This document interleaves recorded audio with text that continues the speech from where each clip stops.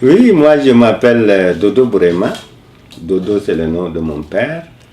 Bourema c'est mon nom.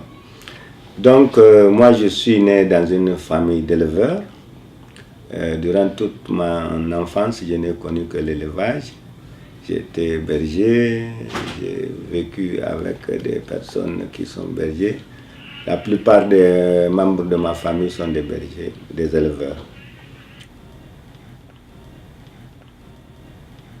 Les éleveurs ont effectivement un certain nombre de défis.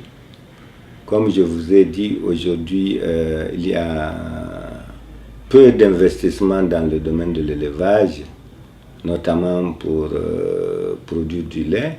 Les éleveurs sont de plus en plus refoulés plus loin des centres de consommation, notamment les grandes villes, parce que l'agriculture a occupé tous ces espaces-là.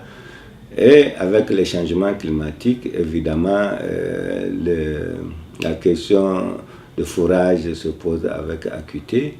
En plus du fait que le lait, c'est un produit très périssable, nous savons que dans les centres de production, qui sont un peu éloignés des villes, l'accès des routes est difficile. Et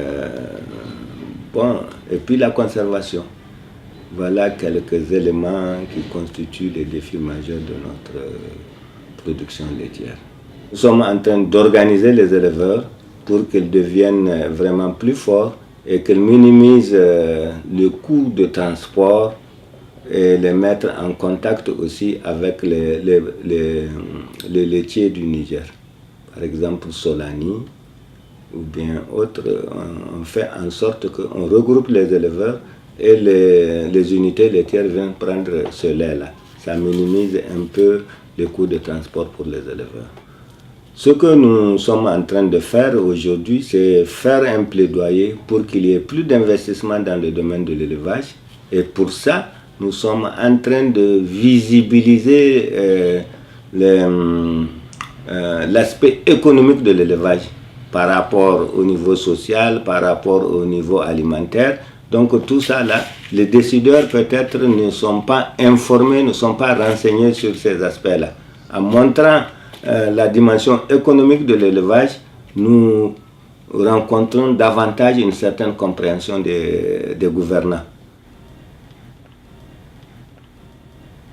Je pense bien que la collaboration internationale peut bien renforcer la production laitière au Niger. En ce sens que nous sommes dans un monde interdépendant. Les problèmes du nord se répercutent au sud, les problèmes du sud se répercutent au nord. Plus on a des possibilités de produire ici, plus on aura moins à aller vers l'Europe. Vous voyez tout ce qui se développe dans ceux qui veulent aller en Europe.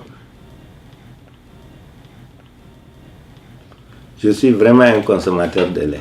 Très rarement de lait en poudre, sauf durant mes voyages, parce que je suis quand même assez privilégié. J'ai ma ferme qui n'est pas loin ici, j'ai mes laitières. Chaque soir, chaque matin, je peux aller prendre du lait.